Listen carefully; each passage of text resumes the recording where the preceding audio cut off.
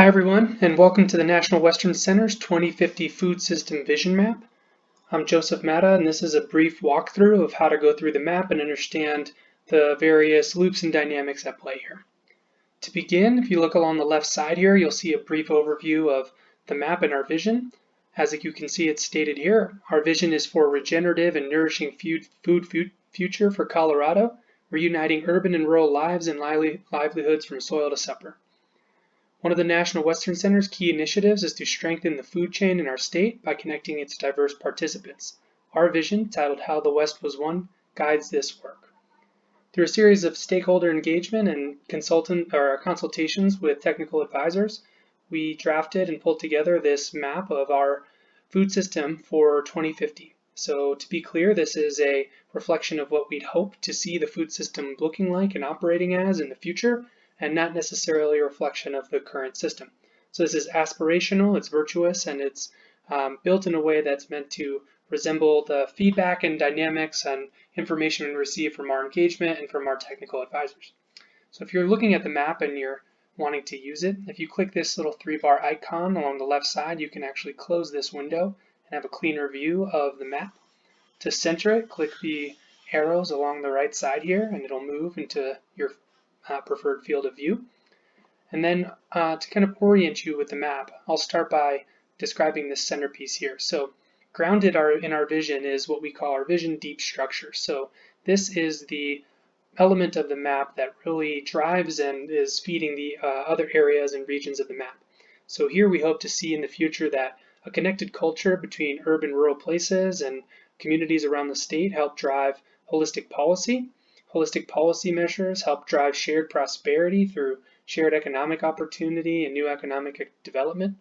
Through that shared prosperity, we're able to invest in new entrepreneurs in rural communities and develop leading technology in Colorado that helps further our goals and vision for the food system. With that technology, we expect to use that in partnership with, in a way that is married with a more regenerative environment and helping drive what we hope to see as a flourishing ecosystem in our region. And a flourishing ecosystem should help feed and support a broader level of nourishing diets throughout the communities in our state and our region. And with those nourishing diets, we can actually bring more food cultures together, more people together around food, and help drive a further connected culture. And this connection and this loop will continue. So that's what's grounding and anchoring our map. And as you can see, it's sort of the center of our map. Then looking out and zooming back out, we sort of built clusters and regions around this core loop area. So in our vision, we've identified 4 solution pathways. And if you pull this drop down off the top left here, you'll see there's a variety of options to choose from. 4 of those are labeled solutions, and these are pathways in which we hope to see and find and build towards this vision of the future. One of which is cultural interdependence and integration. Another is economic stability and redistribution. Another is environmental regeneration. And another is nutritional equity and abundance. And as you can see, if you click on these, it'll highlight certain loops and elements within this map. Around this top left area, you'll see that is our nutritional equity and abundance dynamics and the loops kind of feeding that solution pathway and solution area. Along the bottom left here, you'll see that's our environmental regeneration area and areas, loops and dynamics that we hope will foster the regenerative environment of the future. Along the right-hand side, you'll see there's economic stability and redistribution loops that are tied in with some policy development. And then lastly, we have our cultural interdependence, which is sort of spread a little top and bottom in the map, but largely centered around connected culture at the top and economic and technology integrations helping feed different cultural elements as well. So that's the general regions of the map. Again, you have your vision structure, vision deep structure anchoring the map here at the center, and then clusters of loops and dynamics in the 4 quadrants of the map based on the solutions identified in our work.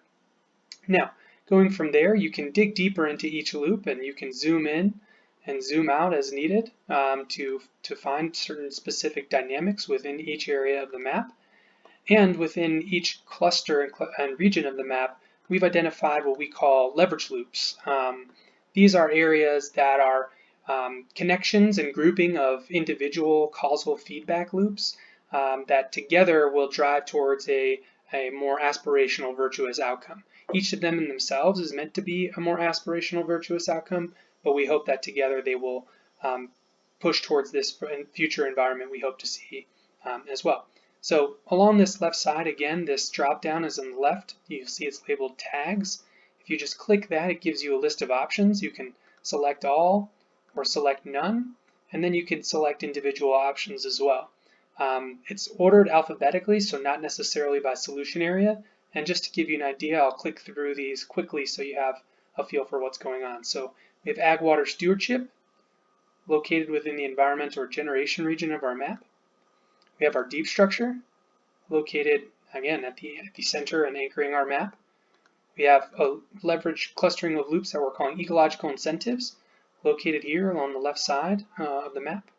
We have what we're calling equitable food security, clustering of loops here at the top. We have holistic policy, clustering of loops here along the right side. We have intervention options, which will just highlight these dots, and I'll come back to that in a second. Next, we have nourishing diets, clustered right here in the top left. We have preserving land and agriculture, clustered down here in the bottom left. We have resilient economic development, clustered down here in the bottom right. We have rural innovation ecosystems, which is clustered around here towards the bottom right underneath leading technology.